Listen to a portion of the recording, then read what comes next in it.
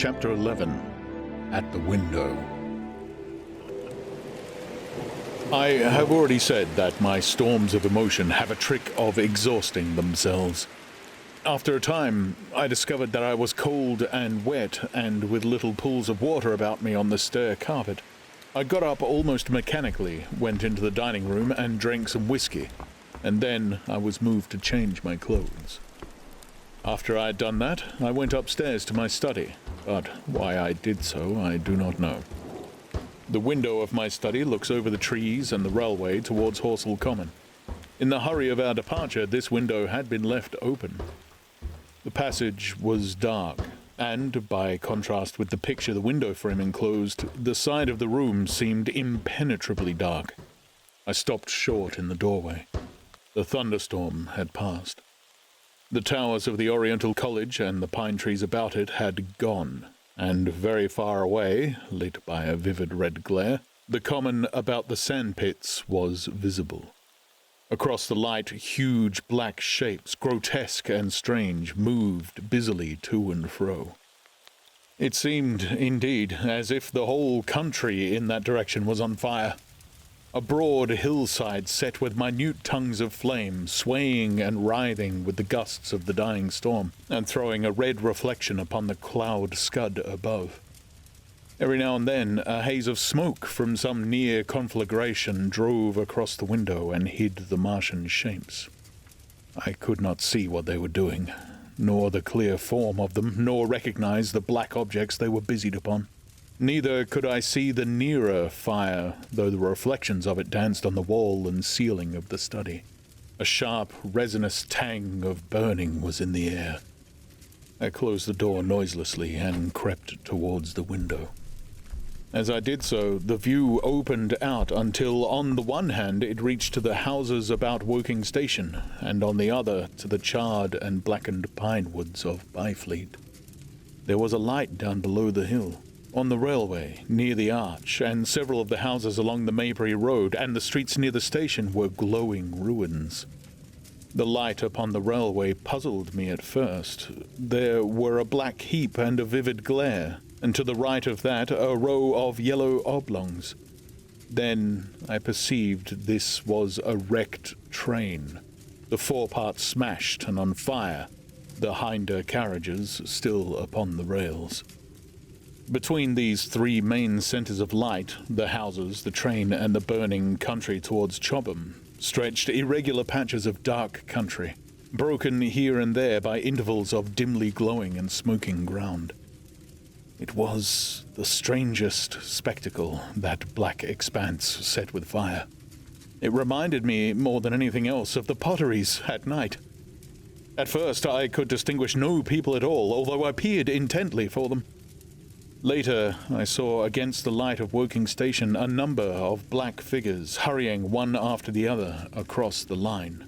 This was the little world in which I had been living securely for years, this fiery chaos.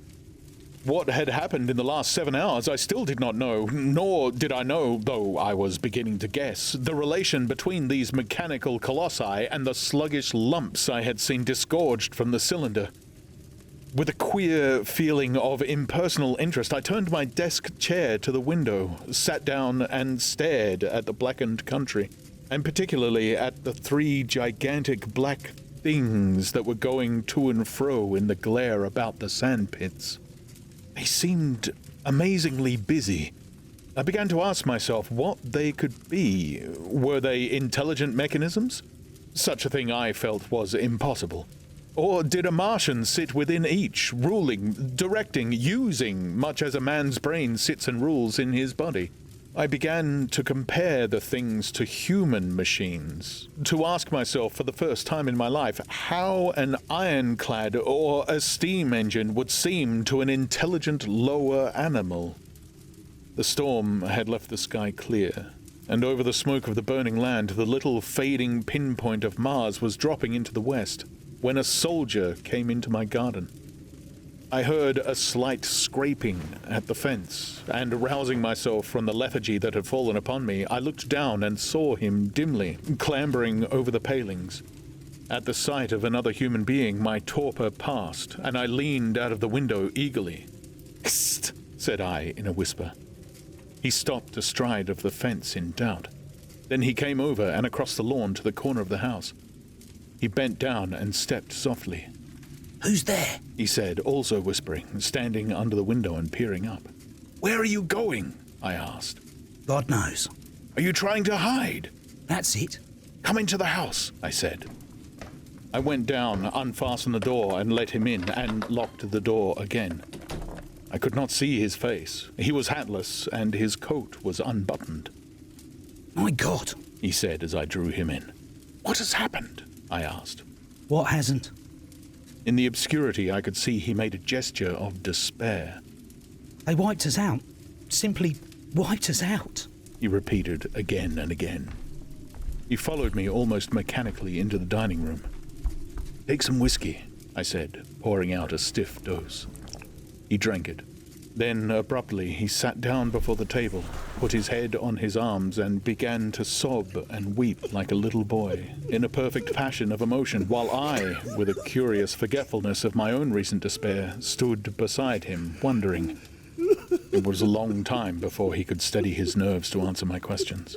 And then he answered perplexingly and brokenly. He was a driver in the artillery, and had only come into action about 7.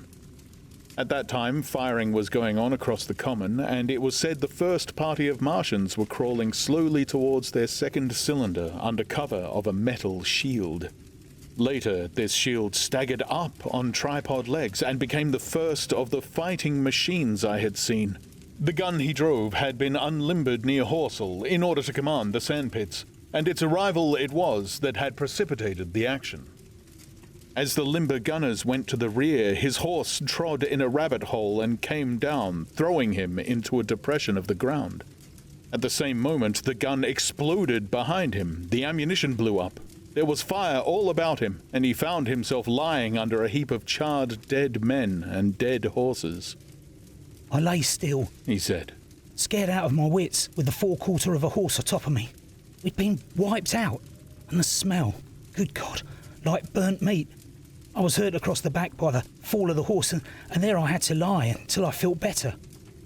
Just like parade it had been a minute before, then stumble, bang, swish, wiped out," he said. He had hid under the dead horse for a long time, peeping out furtively across the common.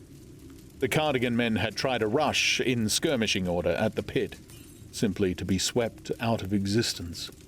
Then the monster had risen to its feet and had begun to walk leisurely to and fro across the common among the new fugitives, with its head-like hood turning about exactly like the head of a cowled human being. A kind of arm carried a complicated metal case about which green flashes scintillated, and out of the funnel of this there smoked the heat ray. In a few minutes there was, so far as the soldier could see, not a living thing left upon the common, and every bush and tree upon it that was not already a blackened skeleton was burning. The hussars had been on the road beyond the curvature of the ground, and he saw nothing of them. He heard the Martians rattle for a time and then become still. The giant saved Woking Station and its cluster of houses until the last. Then, in a moment, the heat ray was brought to bear, and the town became a heap of fiery ruins. Then the thing shut off the heat ray, and turning its back upon the artillerymen, began to wander away towards the smouldering pine woods that sheltered the second cylinder. As it did so, a second glittering titan built itself up out of the pit. The second monster followed the first, and at that the artillerymen began to crawl very cautiously across the hot heather ash towards Horsell. He managed to get alive into the ditch by the side of the road, and so escaped to Woking. There his story became ejaculatory. The place was impassable. It seemed there were a few people alive there, frantic for the most part, and many burned and scalded. He was turned aside by the fire and hid among some almost scorching heaps of broken wall as one of the Martian giants returned.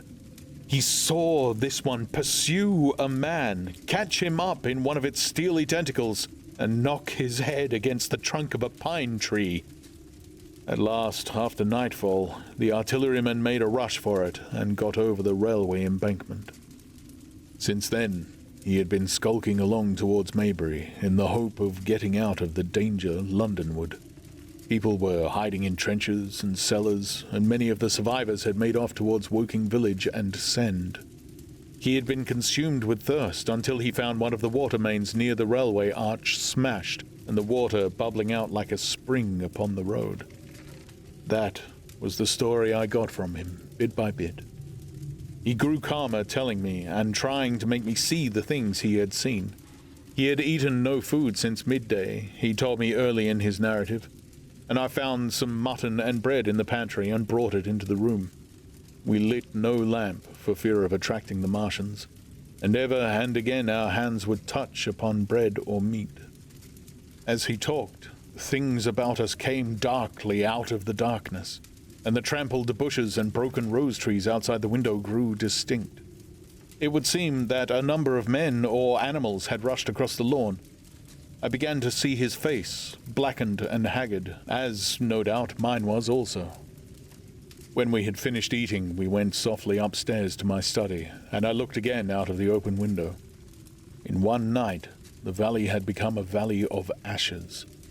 The fires had dwindled now.